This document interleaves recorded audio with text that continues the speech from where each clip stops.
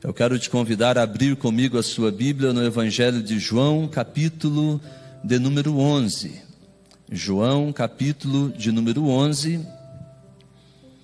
Eu vou estar lendo e você vai me acompanhar aí de sua casa. Aleluia. Hoje já tivemos pela manhã a nossa EBD na nossa plataforma.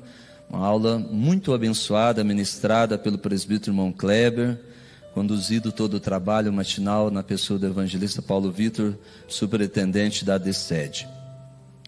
Aqui em João capítulo 11, versículo de número 3, e depois o versículo de número 28 e 29, assim está escrito: Mandaram-lhe, pois, suas irmãs dizer: Senhor, eis que está enfermo aquele que tu amas. Versículo de número 28 e 29.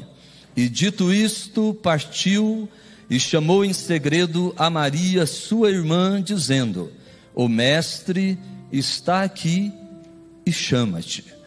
Ela, ouvindo isto, levantou-se logo e foi ter com Jesus. Meus queridos irmãos e amigos da palavra de Deus, eu quero propor para essa nossa ministração um tema: o mestre que chama. O chamado de Cristo para nós, ele pode acontecer de duas formas ou dois formatos. O primeiro chamado dele é um chamado que vem na coletividade. É quando nós lembramos Mateus capítulo de número 11, versículo de número 28. Quando Jesus, ali falando, ele revela a sua palavra em um convite universal, dizendo: Vinde a mim, todos os que estáis cansados e sobrecarregados. Ou seja, universal, porque aqui ele não distingue classe social, posição que cada um ocupa dentro da sociedade na qual ele habita, na qual ele se relaciona. Então, da mesma forma, é universal, porque ele não vai distinguir aqui o poder econômico que alguém o tem, as posses que alguém a possui. Chamado universal, porque aqui a escolha, o chamado não é pela cor da pele que alguém a tem, não é pelo país em que ele reside, pela cidade em que ele mora, a rua em que ele habita, não é. Vem o próprio Cristo na sua palavra, de uma forma universal, na grandeza do que é o seu amor. Amor esse revelado a partir primeiramente do Pai, quando em João capítulo 3, versículo 16, a Bíblia vai dizer que Deus amou o mundo de tal maneira, que deu seu Filho unigênito para que todo aquele que nele crê não pereça, mas tenha a vida eterna. Lucas capítulo 19, versículo de número 10. A missão ímpar, a missão maior da vinda de Cristo a essa terra encarnado, esteve entre nós por 33 anos, nos 3 últimos anos, cumpriu seu ministério de uma forma ímpar, por onde ele passava, paralítico andava, mudos falavam, surdos ouviam, cegos viam, leprosos eram limpos, mas não era a sua missão maior. A missão maior do Cristo é aquilo que Lucas 19 diz, que ele veio buscar e salvar o que se havia perdido. Quando olho Jesus dizendo: Vinde a mim, aquele que está cansado, sobrecarregado, não é apenas um convite formal, sem um propósito claro, sem um propósito específico determinado sobre nós. Há algo tão grande aqui expresso a partir daquilo que ele é, que ele vai dizer: e eu vos aliviarei. Ele é o mestre que com ele traz descanso. Ele é o mestre que naquilo que ele propõe e o faz, ele diz que o seu fardo é suave e o seu jugo é leve. Mas é preciso o desejo de ir em encontro a ele, de ir em busca dele. Lucas capítulo 8, versículo de número 40. A Bíblia registra dizendo assim que aconteceu que, quando Jesus voltou, a multidão recebeu, porque todos o estavam esperando. Por que esperar nele? É porque quando esperamos em Jesus, e ele vem de encontro a cada um de nós, ele traz refrigério. Ele vem de encontro a cada um de nós, ele traz paz. Ele traz cura espiritual, cura física, suficiente e capaz ele é. E eu acho isso tão singular, porque o atender do mestre, diferente de qualquer outro que o possa ser, ele não está limitado a tempo e espaço. Para muitas necessidades que as temos, você vai de encontro a alguém que dele precisa, e às vezes você é confrontado por uma notícia de alguém que o representa, dizendo para esse mês ele não pode mais atender. A agenda dele já está totalmente ocupada. Você já percebeu que na maior parte dos enfrentamentos que nós os temos, muitos deles vêm em hora e em momentos que nós buscamos o socorro de alguém, buscamos encontrar alguém, parece que ele não se prontifica, ele não se apresenta, ele nunca ali está para o socorro. É aqui que tudo muda, porque o nosso Cristo, a qualquer hora que você chamar por ele, ele vem. Se você procura por ele pelo raiar da manhã, ele vem. Se você busca ele no iniciar da tarde, ele ali está. Se você chama por ele no findar da tarde, ele o responde. No meio da madrugada, quando há um silêncio, para muitos temido, para muitos de grande pânico, porque a noite é temerosa, parece até confuso, porque quase sempre para aquele que enfermo está, parece que no decorrer do dia as coisas vão calmas, vão serenas. Quando a noite aproxima, já vem o temor, vem a insegurança, para muitos vem o pânico, vem o medo, porque ele poderá procurar por socorro e não encontrar, procurar o médico, ele lá não estará. Mas se você procurar por Jesus, na madrugada mais escura, na noite mais densa, na tempestade mais intensa, ele sempre vem. O profeta Naum escreveu dizendo assim que Deus, esse mestre que chama, que está aqui, quando eu digo aqui, é aqui no templo comigo, é aí na tua casa contigo, porque a Escritura já diz que a presença dele enche o céu e enche a terra. Mas hoje, de uma forma especial, ele vem de forma singular para estar contigo dentro da tua estrutura de casa, no seio do teu lar, dentro do teu coração, que é templo e morada dele. Você pode ouvir o seu sussurrar. Digo mais, num ato de fé, é como se você pudesse senti-lo ali acalentar, ali afagar. Mas nós precisamos trabalhar no entendimento que quando ele chama, há um tempo de Deus para cada ato, para cada necessidade, para cada chamado. Nesse texto que nós lemos apresenta um cenário de quando uma família que morava em Betânia, por nome Marta, Maria e Lázaro, amigos de Jesus, um deles se enferma, e esse era Lázaro, a quem Jesus estimava.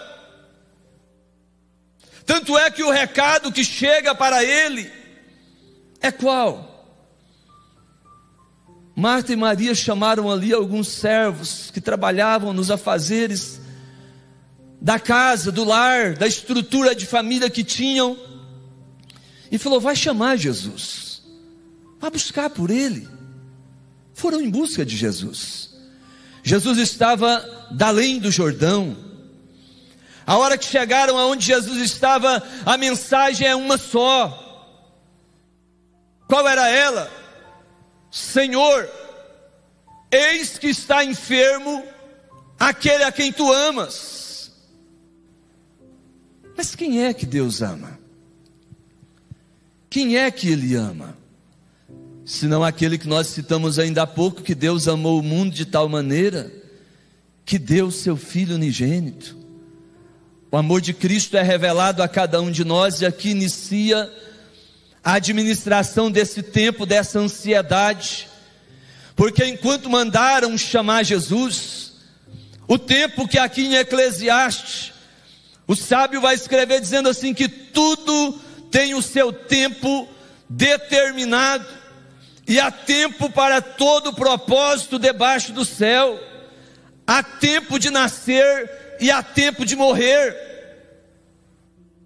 Mas é fato que quando eu encontro aqui o versículo de número 4 do capítulo 3 de Eclesiastes, me acompanhe, eu quero formar um raciocínio com você, a partir da palavra de Deus, e que o Espírito Santo me dê suficiência, capacidade para entregar, para participar, esse sentimento, essa revelação da palavra que Ele trouxe à minha vida, para contribuir com a tua, naquilo que Ele é, que Ele pode, que Ele faz, e representa para cada um de nós. Aqui no versículo 4 está dizendo que se há um tempo determinado para todas as coisas em cima no céu e embaixo na terra, o tempo para Marta e Maria urge. Lázaro estava à beira da morte. É como nós imaginamos o tempo para alguém que sai da sua casa para ir a uma festa de casamento. Você chega para aquele ato, inicia a festividade, a cerimônia, 9 horas encerra a cerimônia, você vai para a festa de casamento propriamente, onde haverá uma ceia que será servida, um jantar, sobremesas, delícias que agradam ao corpo físico. Você fica ali 4, 5 horas de prazo, jubilando, alegrando, e a hora que termina você fala, mas parece que passou tão rápido. Foi tão ligeiro, já acabou a festa, porque para esse ato, 5 horas parece tão rápido, tão breve, parece que precisava mais. Mas se você sai da sua casa, para ir socorrer alguém em uma estrutura hospitalar, com uma enfermidade agressiva, súbita, por um tempo que não foi planejado, por algo que não foi idealizado, e ali você está sendo confrontado com um sentimento, que aquele que ali está, logo daqui a pouco pode não estar mais. Minutos, parece uma eternidade. Uma noite, parece um século, parece que o dia não vai raiar. Aleluia.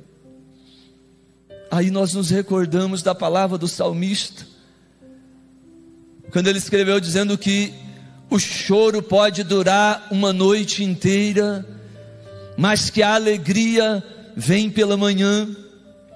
Essa noite inteira aqui, para alguém você pode pensar no seu relógio de 24 horas, o iniciar às 19 horas, clareando lá pelas 4 horas da manhã, quando a alva vai surgindo e o sol vai nascendo. Mas nós vamos entender um pouco mais desse contexto, que essa noite inteira pode para alguém ser uma história de uma vida que toda ela foi marcada por um ciclo de provas, de situações incertas, de batalhas contínuas, que parece que foi todo um tempo de noite, mas entenderemos a partir da palavra que haverá um fim para esse tempo, porque está dizendo aqui que é tempo de chorar, mas que também há tempo de sorrir, que há um tempo de prantear, mas há um tempo também de saltar. O tempo de chorar aqui, meus amados, me veio à mente há pouco, que nós podemos imaginar o ciclo da vida. Quando nascemos, o primeiro som que se ouvirá da nossa boca é o choro. Abrimos a boca no mundo, ao doutor para trazer a suficiência do fôlego, do respirar ao bebê que é recém-nato, vai dar uma palmadinha no neném, delicada, mas logo ele abre a boca num choro, num grito, e vem o primeiro ato da sensação, aquele que chegou à vida. Daí a pouco vem o tempo de rir, os estágios que a vida o leva, ele festeja, celebra, cumpre a sua missão, mas logo daí a pouco, para muitos virá o tempo de prantear, porque este que veio, trouxe tanta alegria, fez tantos sorrirem, participou na felicidade de muitos, foi uma coluna de sustentação no seio de uma família, numa estrutura de lar, teve por propósito e missão participar a todos a sua fé, a sua convicção, o seu chamado, o desejo que como ele conheceu a Cristo, todos os outros também o conhecessem, a sua missão foi cumprida, o seu legado é deixado, e chega a hora que aqueles que com ele estiveram, irão se prantear, irão chorar. Mas para aquele que não mais aqui está, pela sua vida de fidelidade, a sua vida de compromisso, a sua vida de entrega, a sua vida de devoção, chegará o tempo de saltar de alegria. Por que, pastor, saltar de alegria? Vocês se lembram de Jesus?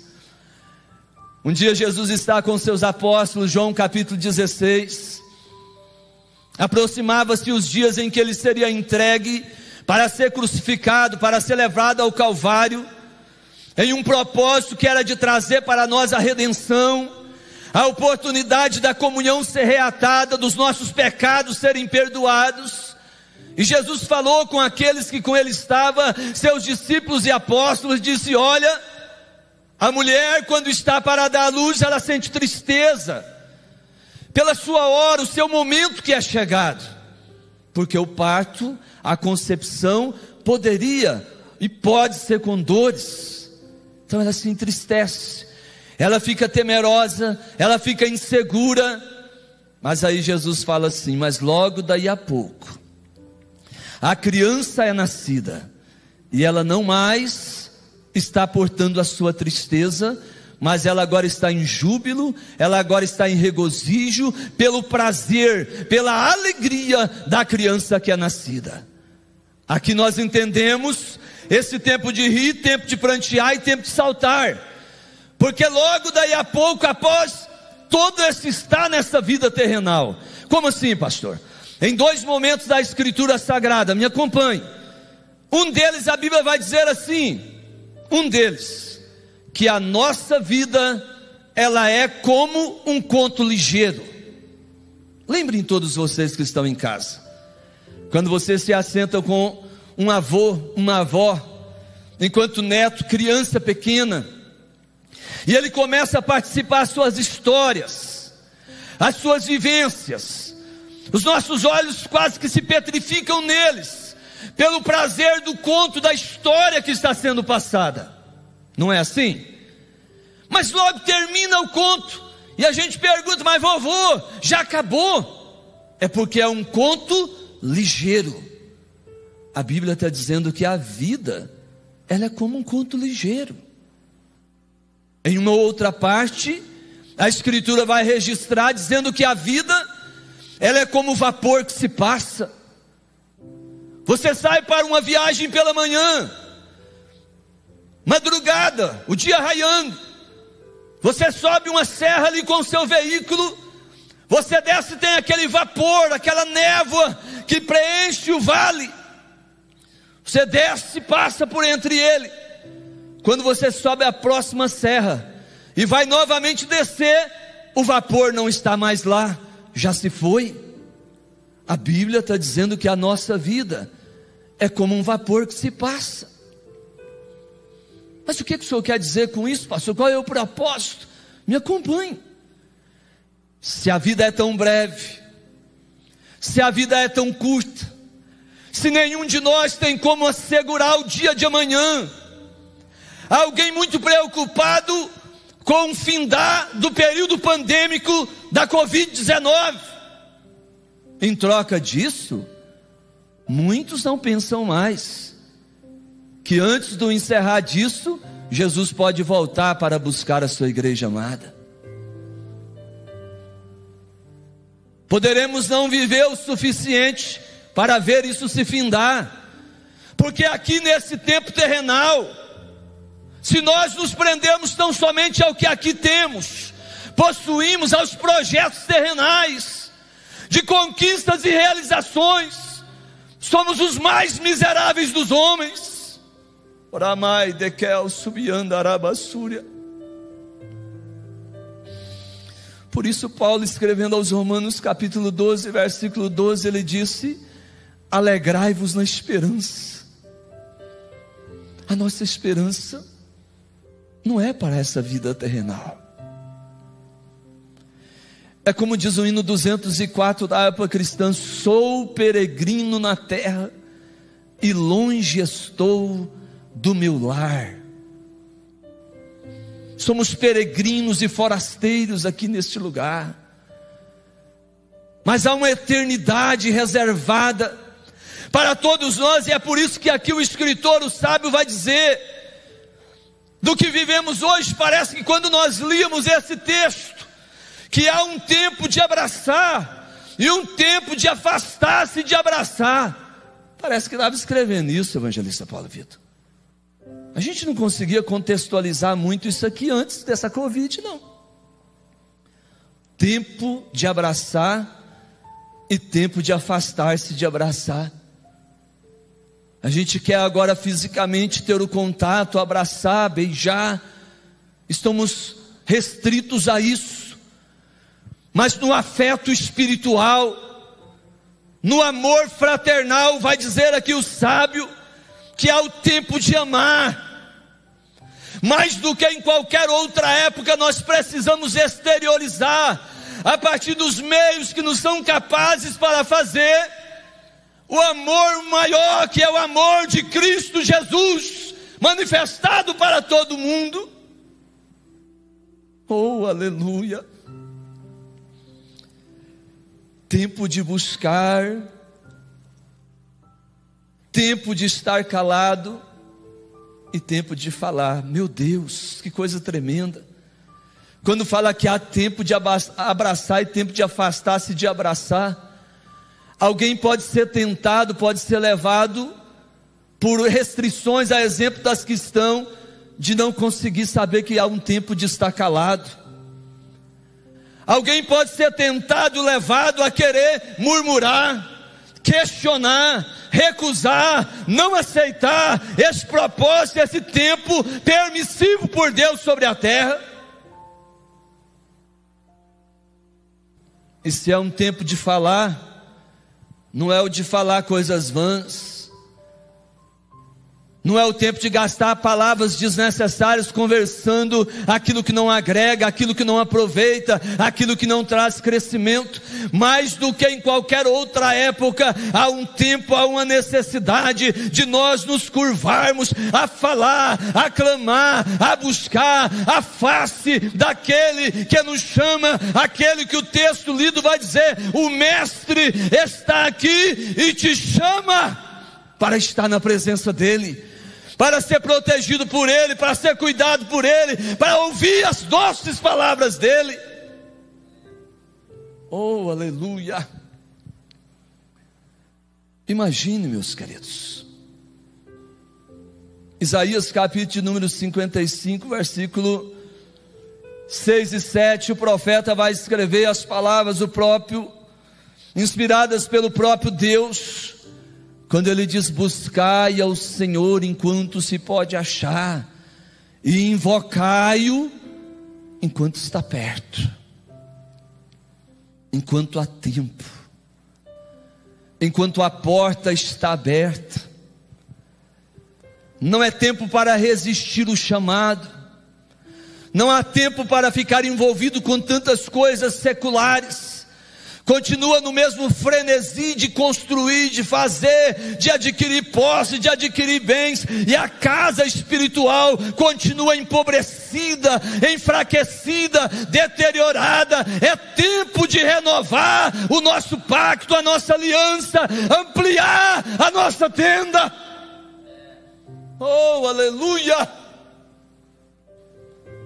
Buscai o Senhor enquanto se pode achar, invocai-o enquanto está perto, porque assim sendo, tornando-nos para o nosso Deus, Ele é poderoso em nos perdoar. Oh, aleluia! Pense comigo. Há um texto da Bíblia Sagrada, quando a gente fala o mestre está aqui e te chama, para muitas pessoas, ele pode ter ido quando sequer aguardado era, como nós lembramos, João 5, quando ele vai visitar Jerusalém junto ao tanque de Betesda, aquele moço que estava ali à beira do tanque há anos e anos aguardando, esperando um milagre, foi surpreendido por alguém que era muito maior do que o tanque de Betesda, porque a própria palavra Betesda quer dizer casa de misericórdia. Acabara de chegar ali o dono da misericórdia, Jesus Cristo de Nazaré. Ele nem esperava, e Jesus foi de encontro a ele e o sarou. Para outros é como nós lembramos, Marcos capítulo 10, quando a Bíblia registra a passagem de Bartimeu, assentado à beira do caminho, e o texto sagrado vai dizer que Jesus vinha saindo de Jericó, Diácono Adriano. Eu acho isso aqui muito importante, porque existem oportunidades na vida do crente, na vida de uma pessoa, um amigo ouvinte que está agora acompanhando este culto, que ela é ímpar, ela acontece uma vez só, e ela não pode ser desperdiçada. Era a oportunidade do filho de Timeu que estava sentado à beira do caminho, cego, mendigo, à beira do caminho, mas agora passava diante dele a vida, passava diante dele a água que sacia a sede, a fonte de água viva que é Cristo, passava diante dele, ele que é o pão da vida que mata a fome. Bartimeu mais que de pronto entendeu que era a oportunidade da vida dele. Por quê, pastor Adilson? Porque ele estava saindo de Jericó. Jesus podia não voltar novamente ali. Quem poderia assegurar que ele voltaria? Assim é com você hoje. Ao final dessa palavra você vai entender que é o dia da sua vida, é o dia da sua oportunidade. Porque da mesma maneira que aconteceu com aquele moço, o tema da nossa ministração é: o mestre está aqui e te chama. Bartimeu clamou, rogou, pediu: Jesus, filho de Davi, tem misericórdia de mim. Tentaram calar a sua voz, tentaram impedir que ele alcançasse aquilo que buscava, aquilo que desejava.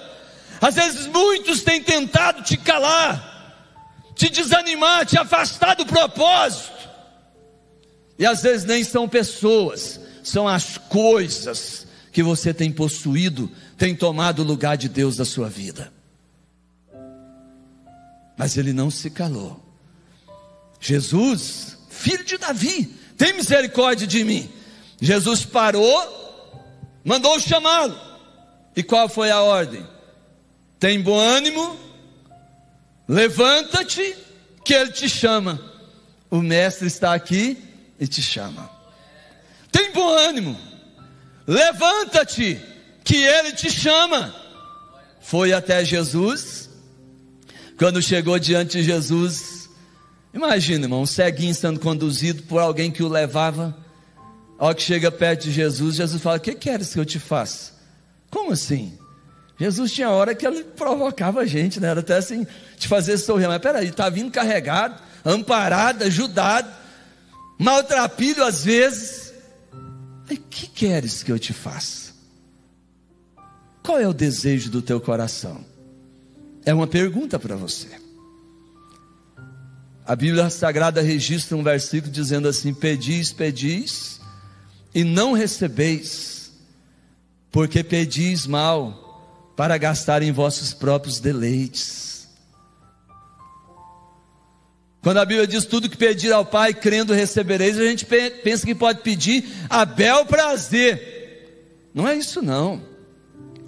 É porque parte da premissa que esse que vai pedir, ele está centrado na visão de reino, que é alguém que goza da intimidade, do trabalhar no Espírito Santo da vida dele, que quando ele pede com propósito no reino de Deus para ser aplicado. Aí Deus dá. Agora, se é nessa outra visão, pede, não recebe, porque pede mal para gastar nos próprios deleites. O que você quer que eu te faça, meu filho? Jesus está perguntando. O rapaz olhou para ele e falou assim: que eu torne a ver. Quantos nesses últimos dias tão breves que estamos perderam a visão espiritual?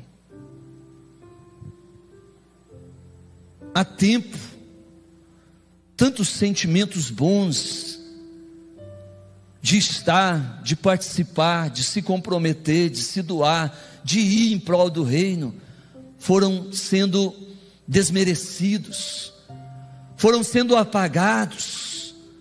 Um coração que se tornou frígido, fraco, espiritualmente falando. E se o mestre está aqui nesse dia e te chama, e ao dirigir-lhe a palavra ele lhe pergunta: o que queres que eu te faça? Que haja em ti, que haja em mim, que haja em nós um desejo de reaver o chamado, rever a visão, o desejo, o propósito. Que os propósitos são esses, pastor? Pessoas que mesmo diante de um quadro tão temeroso como estamos, ainda não entenderam que precisam ir para os joelhos para a presença de Deus.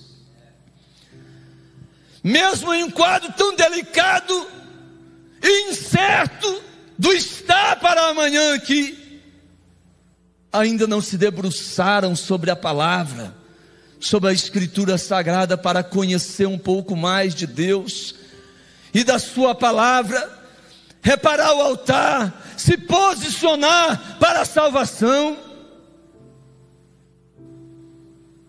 O Senhor disse para o rapaz: veja, e ele viu. Vamos ao nosso texto central, para caminharmos à conclusão.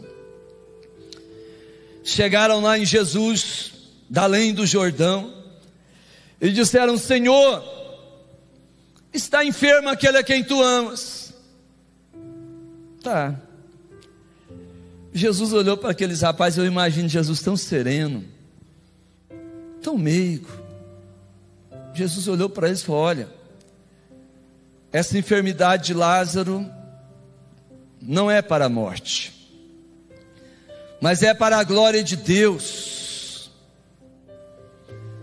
É para que o Filho do Homem, ou seja, o próprio Cristo, seja glorificado. Saíram dali com aquela palavra, e Jesus continuou ainda ali com a multidão da além do Jordão, ensinando, ministrando, operando milagres e maravilhas. E aqueles rapazes voltaram para Betânia, aldeia essa que distava 15 estádios, mais ou menos 3 quilômetros de Jerusalém. Observe bem,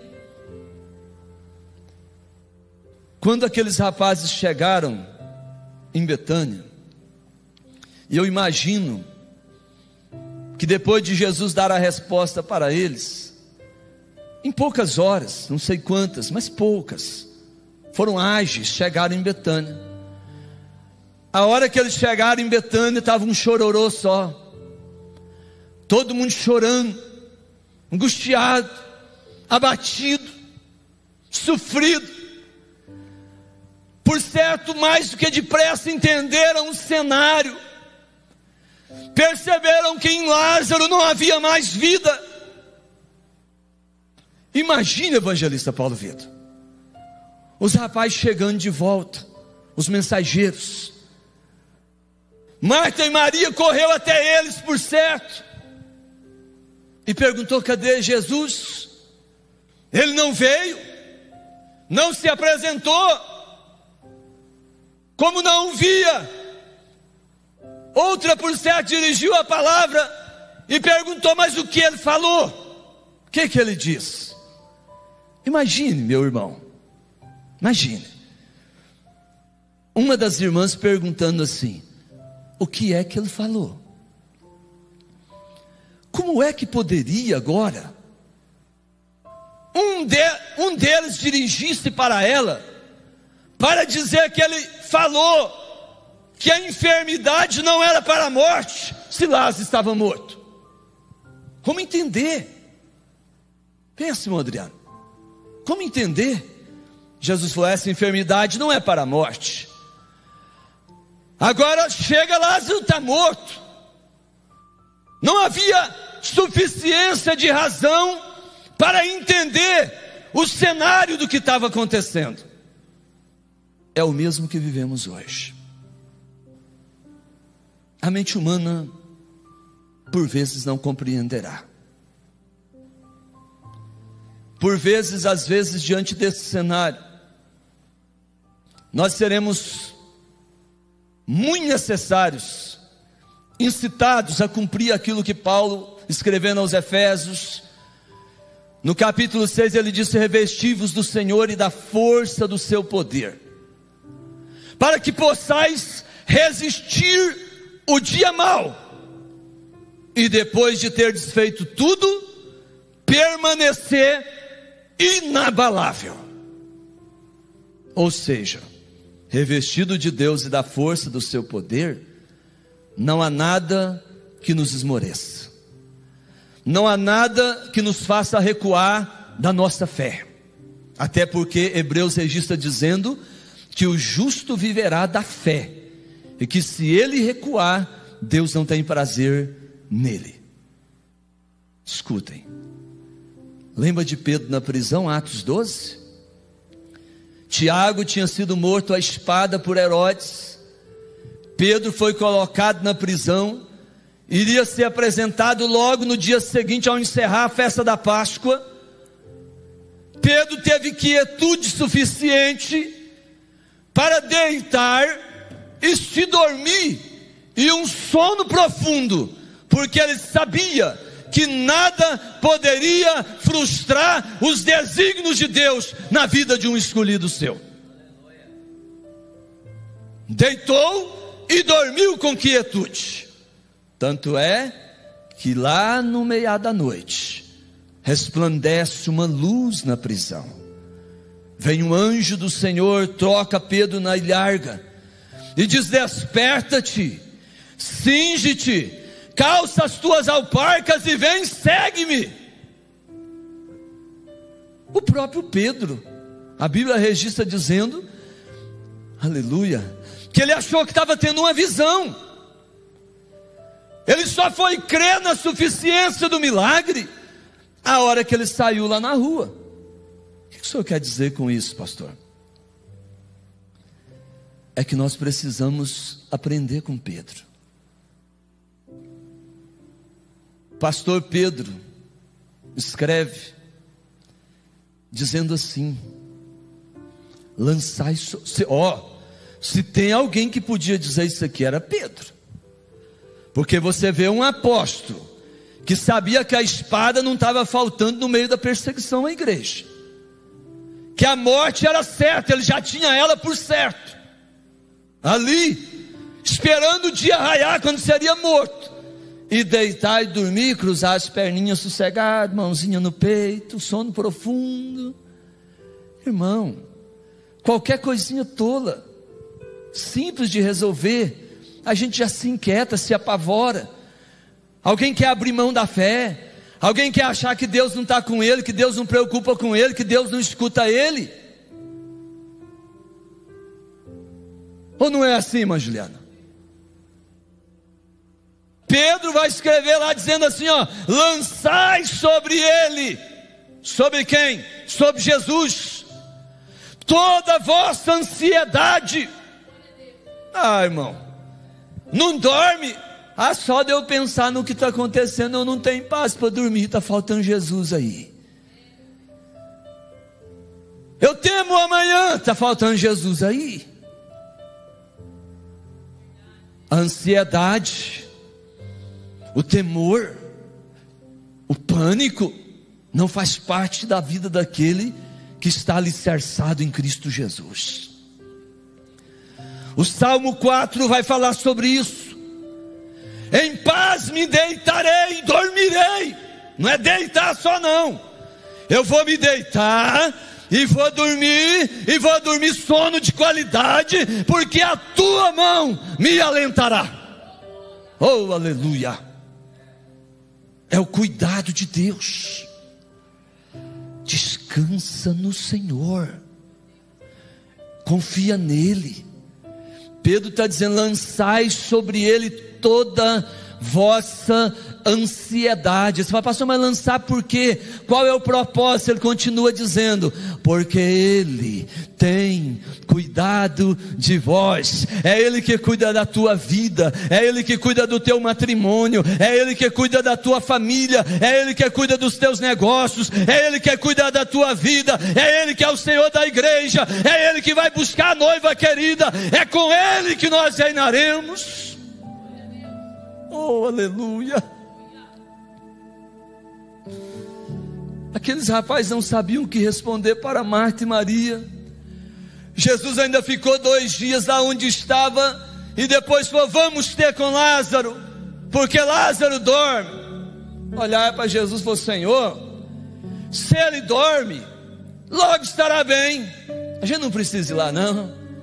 Alguém olhou para Jesus e falou assim: escute, músicos, ainda ontem eles queriam te matar lá em Jerusalém, e o senhor vai voltar para lá? Aí Jesus viu que eles não estavam entendendo o que ele estava falando. Aí ele falou de forma clara: Lázaro está morto, mas eu vou para despertá-lo do sono. Aí eu lembro do irmão Tomé. Olha o quão grande é isso aqui. O povo pega Tomé e desce o mar, porque depois que Jesus ressuscitou, ele falou que só cria se ele colocasse os dedos nas marcas dos cravos. O povo só lembra disso de Tomé. O povo tem essa característica: guarda na memória só algo negativo que alguém fez, mas não guarda em boa memória os bons exemplos, a coragem, a ousadia que marcou toda a história dessa pessoa. Quer ver? A hora que falou: eles queriam te matar, mas o senhor vai voltar. Jesus falou: eu preciso ir para despertá-lo do sono. Tomé se apresenta. Quando ninguém mais queria ir, temiam a morte, Tomé se apresenta e fala para eles: vamos para morrer com ele. Ah, louvado seja Deus. Como é grande a presença de Deus entre nós, irmãos. Você está pronto para morrer por ele? Para fazer exemplo de Jó, mesmo diante das perdas, das ausências, de privações, até que às vezes neste mundo próprio Jesus já disse que teríamos aflições, mas que deveríamos ter bom ânimo, a nunca retroceder, nunca recuar, saber que aqui nessa vida pode até ser breve a nossa jornada, mas temos uma eternidade com ele. Vamos morrer com ele. Jesus foi para Betânia, vamos adiantar. Quando Jesus chegava em Betânia, Marta, quando viu Jesus aproximando, alguém falou: olha, Jesus está vindo aí. Saiu correndo para encontrar com Jesus. Jesus ainda não tinha nem entrado na aldeia de Betânia. Ela veio e se colocou diante de Jesus e falou: Senhor, se tu estivesse aqui, meu irmão não teria morrido. Parece que meio assim: o Senhor ignorou o nosso chamado, o Senhor não deu atenção à nossa oração, ao nosso pedido, ao nosso clamor. Irmão Clodoaldo, eu digo com muita propriedade, querido, que o nosso Deus, o nosso Cristo, Ele é aquele que sempre responde à oração. Alguém que vai cantar um hino que diz assim: Deus tarda, mas não falha. Deus nunca tarda. Deus nunca chega atrasado. Deus sempre vem na hora certa, na hora exata, no tempo dele, na hora dele, em socorro dos seus. Se tu estivesse aqui, meu irmão não teria morrido. Deus responde, irmãos. A questão é que a resposta de Deus pode vir em 3 tempos. Louvado seja o nome dele. A primeira das respostas que Deus dá quando a gente clama, quando a gente está temeroso por um cenário, por um momento dessa vida de dores, que provações às vezes vêm, é a que a gente gosta de ouvir. É quando a gente pede e logo Deus diz sim. A gente sai todo feliz, jubilando, alegre. Deus respondeu, amém, louvado seja o nome dele, amém, assim, tá. Mas e a segunda resposta, irmão Isaac? A segunda resposta é quando a gente pede e precisa cumprir aquilo que o salmista escreveu dizendo, e que ninguém quer. O salmista escreveu dizendo assim, ó: esperei com paciência no Senhor. A gente não sabe esperar. A gente pede e quer agora, no nosso tempo, de acordo com o desejo do nosso coração. Mas a resposta de Deus para a sua vida, para aquele momento é: espera. Espera. Deus está moldando, Deus está preparando, Deus está dando forma ao seu sonho, ao desejo do teu coração. Mas o desejo dele é sim te responder, irá te atender, mas ele está esperando você amadurecer para poder desfrutar do que quer. Quer ver? Seu filho chega para você, bebê, 3 aninhos, com uma laranja na mão, e fala: papai, me dá aquela faca boa de corte aí para me encascar a laranja. Você entrega? Jamais. Porque você vai dizer como ele não tem suficiência para cascar a laranja, embora pode desfrutar do que ela oferece. Mas então quem casca a laranja? Deus está cascando a laranja para você nesse tempo da sua vida. Daí a pouco chega a fase adulta, e aí você já terá suficiência, porque tanto ele disporá para ti a laranja para ser consumida, como ele trará a faca, o utensílio necessário para que você desenvolva talentos e aptidões. Então espera com paciência no Senhor, porque ele tem ouvido a tua oração, e a resposta está sendo preparada no tempo necessário em que poderá receber. Essa também é boa, espera. Mas e a terceira resposta, pastor Adilson? Essa ninguém quer. Que o nosso Deus é alguém que grava um quarteto, canta o Deus das montanhas. O nosso Deus é aquele que vê além da montanha. Ele contempla onde os meus olhos não podem ver. Ele sabe o passado, conhece o presente e já vislumbra o futuro, revelado, claro e patente aos olhos dele. E o que você está pedindo, se ele participar da sua vida, é morte espiritual, e se não até morte física. Então Deus não dá.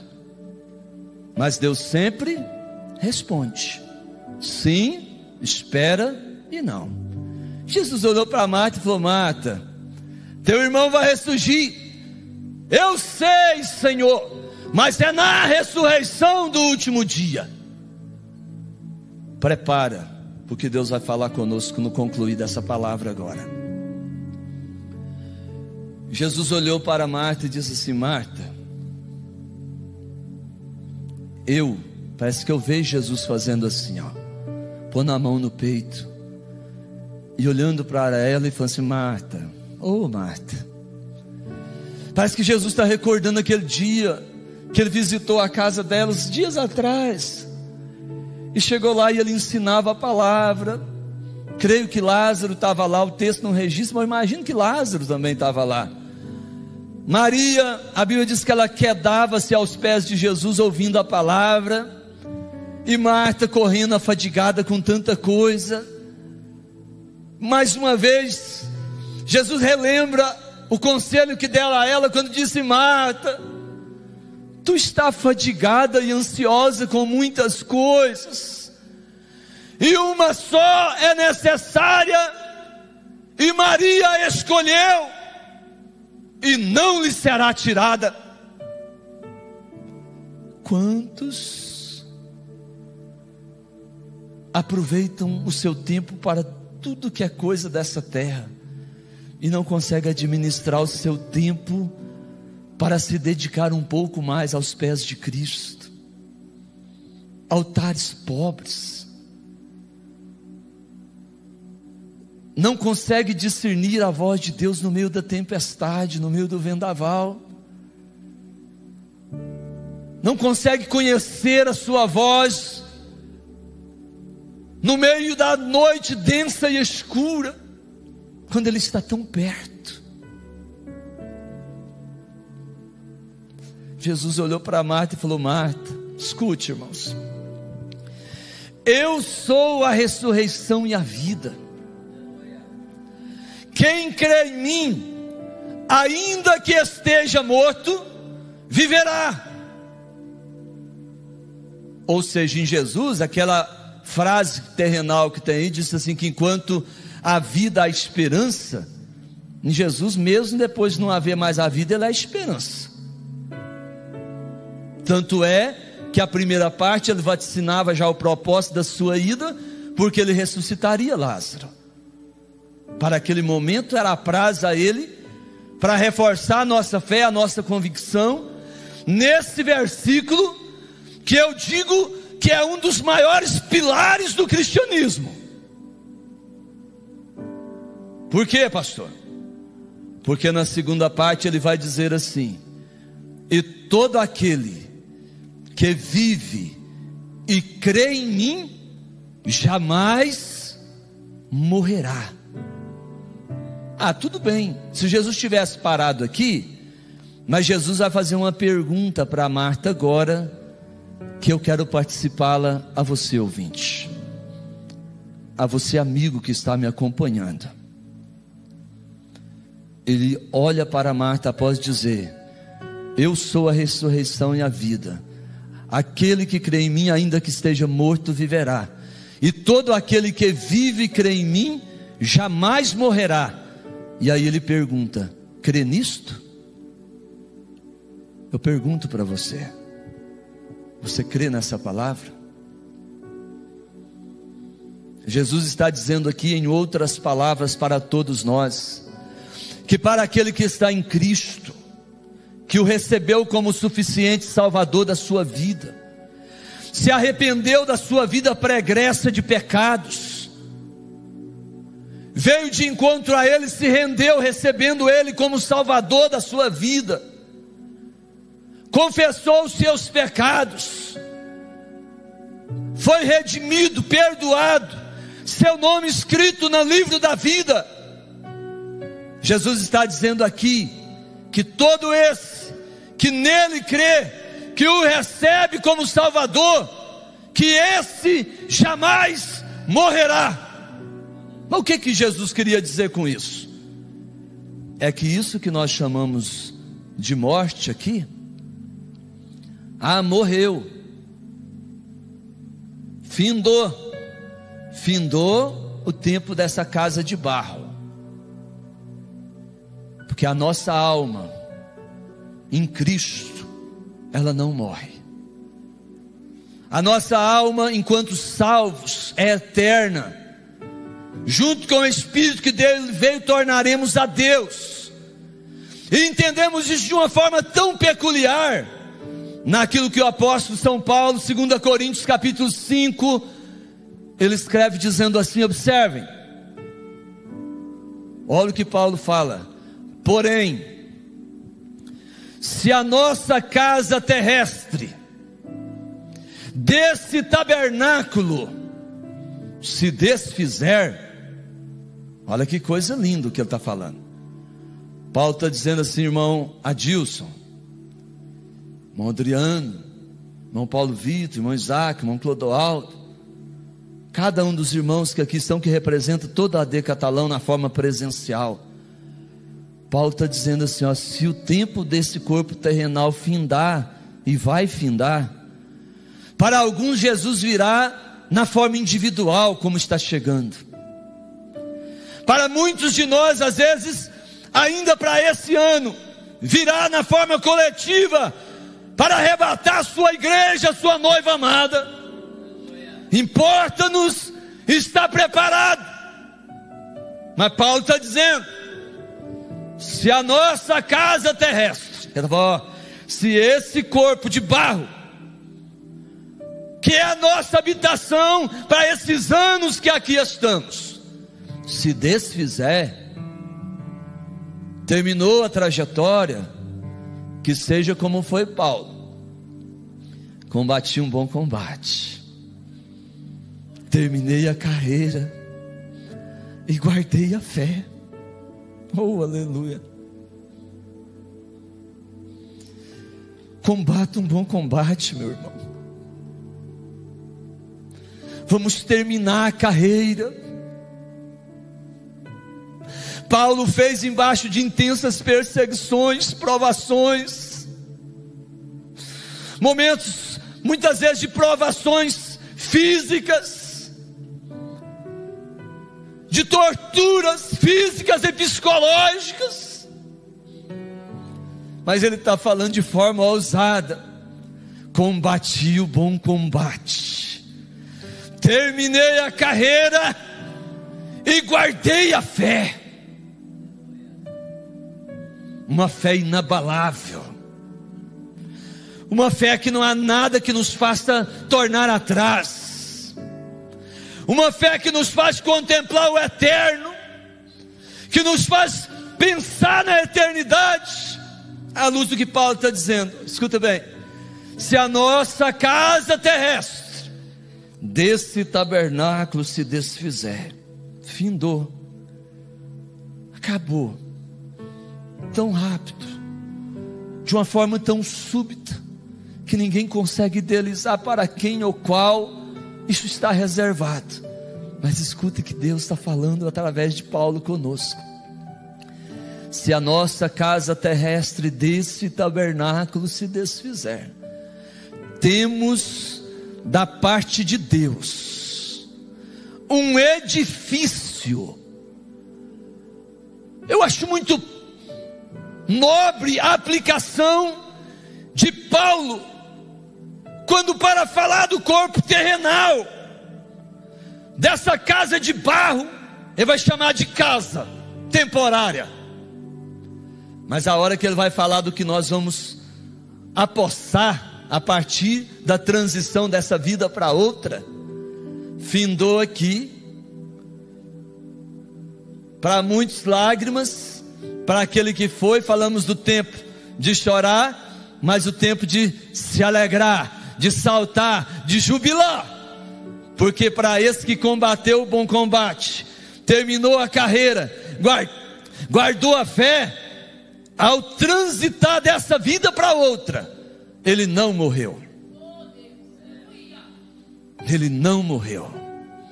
Na verdade, ele deu o primeiro passo dentro da eternidade, para reinar eternamente com Cristo.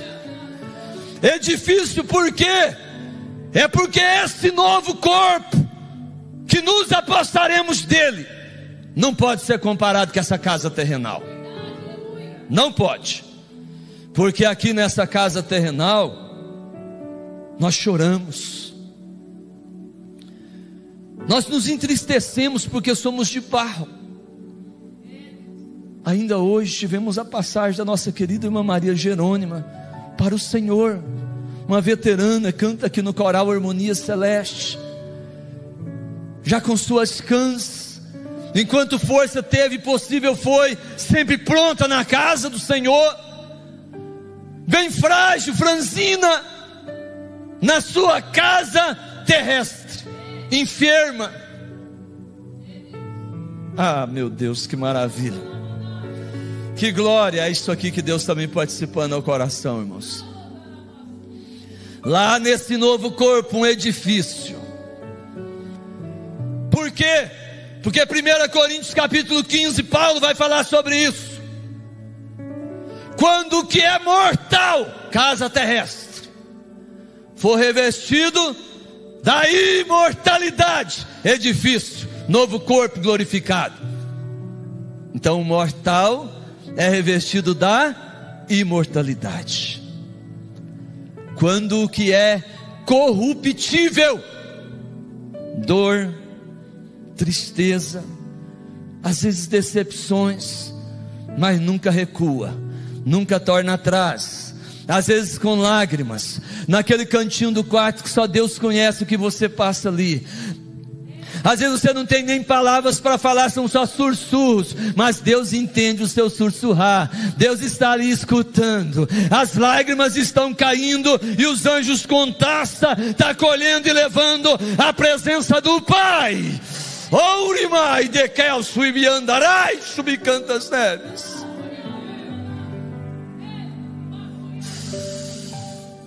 Esse corruptível é passível de tantas limitações, mas lá nesse edifício que nos apossaremos dele, o novo corpo, não tem mais enfermidade, ali não tem mais dor, ali não haverá mais tristeza. E prepara para dar um brado de glória a Deus aí na sua casa, porque sabe, essas lágrimas, essa dor que vai até a alma, a Bíblia diz que ali Deus enxugará dos nossos olhos toda lágrima. Aleluia. Marta escutou essa palavra e correu até Maria. Chegou lá em Maria e falou assim: Maria, o mestre está aqui e te chama. Maria se levantou rápido do seu lugar e foi de encontro a Jesus. Observe isso aqui, mas já vamos concluir. Quando Maria chegou onde Jesus estava, ela chegou e se prostrou diante dele, joelhos dobrados.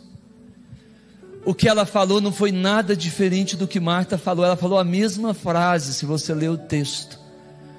Ela olhou para Jesus e falou: Senhor, se tu estivesse aqui, meu irmão não teria morrido de joelhos. Junto com ela veio os seus amigos, chorando também, que acharam que ela estava indo chorar no sepulcro perto, a morte mais uma vez do seu irmão Lázaro. Jesus olhou para para Maria em lágrimas. Ele se perturbou em espírito, olhou para aqueles que com ela estavam, que também choravam, e se comoveu. O que o senhor quer dizer com isso, pastor? É que Jesus é sensível. Alguém que pensa que ele está impassivo diante da sua dor, da sua perca, do seu cenário, do que você está vivendo. Mas Jesus nos permitiu estar aqui por um momento só, mas aqui não é o nosso lugar. Se para esse tempo o que você gostaria que aqui foi, não será, mas lá celebraremos o melhor de Deus em todo o tempo na nossa vida. Jesus, quando a viu chorar e aqueles que com ela estavam, perguntou: onde o colocastes? E ela disse: vem e vê. Quando ela disse isso, a Bíblia diz que Jesus chorou, as lágrimas lhe correram aos olhos. Nós sabemos que a vontade de Cristo é nos buscar. Mas Juliana já pode vir à frente, tá? Eu já vou passar para você louvar e depois voltamos com os avisos. Pense comigo. Jesus falou: vamos ao sepulcro. Lágrimas nos olhos, sensibilizados com a dor, com o cenário que vivia, mas Jesus queria ensinar algo mais naquele dia. Vai até o sepulcro. Quando chega diante do sepulcro, Jesus olha para Marta, para aqueles que ali estavam, e dirige uma palavra: tirai a pedra. Sabe quem vai responder Jesus? Marta de novo. Marta olhou para Jesus e falou: Senhor, já cheira mal, faz 4 dias que ele morreu. Nenhuma outra palavra estava falando o quê? O senhor atrasou, o senhor chegou tarde, ó. O cheiro não vão suportar nem abrir a pedra, nem tirar a pedra. Ela não entendia o que Jesus tinha ido fazer. Para a nossa vida nessa noite, eu quero deixar contigo essa palavra. Quando Jesus ouve essa palavra de Marta, já tem 4 dias, já cheira mal. Jesus olha para ela e diz: Marta, de forma pessoal, Jesus fala com ela: não te hei dito que se creres verás a glória de Deus? Meu irmão, minha irmã, amigo que nessa noite me ouve, essa noite para a sua vida é noite de encontrar com Ele. Jesus quer, da mesma forma que falou ali, tira a pedra. A sua vida até agora, quem sabe, tem sido marcada por alguns impedimentos que têm te afastado de Cristo, que não tem te permitido ver a glória dEle, sentir a presença dEle, desfrutar do amor de Cristo. E a ordem de Deus para você agora, de Cristo, é essa: tirai a pedra, aquilo que tem impedido o seu culto, aquilo que tem impedido a tua oração, aquilo que tem roubado o seu momento de devocional, de estudo da palavra, o teu momento de oração, o teu momento de adoração, de rendição, de quebrantamento na presença do Senhor. Quando Jesus disse isso, mais do que depressa, correram e removeram a pedra. Jesus chega diante do sepulcro: Pai, eu te agradeço e te louvo porque sempre me ouves, mas para que saibam que tu é que me enviastes. Ele direciona uma palavra de ordem em direção ao sepulcro e diz: Lázaro, vem para fora. Imagine a cena. A Bíblia diz que Lázaro sai para fora, atado mãos e pés, seu corpo todo enfaixado de cima a baixo. A Bíblia não fala, sou eu interpretando.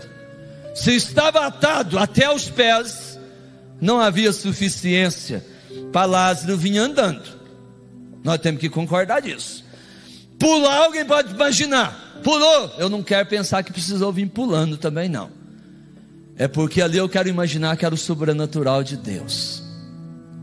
Como Ele podia trazer a vida como trouxe de volta, eu imagino que Lázaro veio flutuando.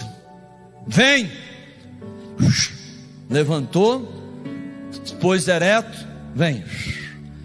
O que Deus tem para a sua família, para a tua casa, para a tua história, é algo sobrenatural da parte dele.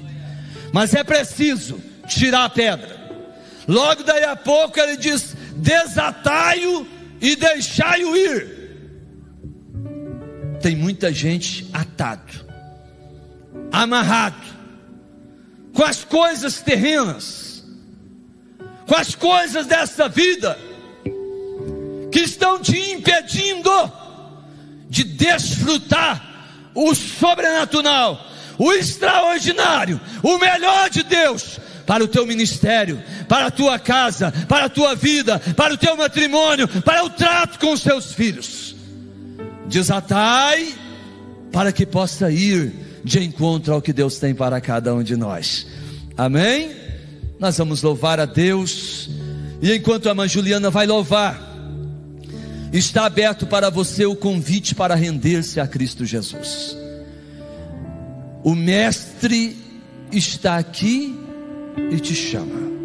O convite inicial começou em: vinde a mim, os cansados e sobrecarregados, e eu vos aliviarei. Deus tem descanso para a sua vida.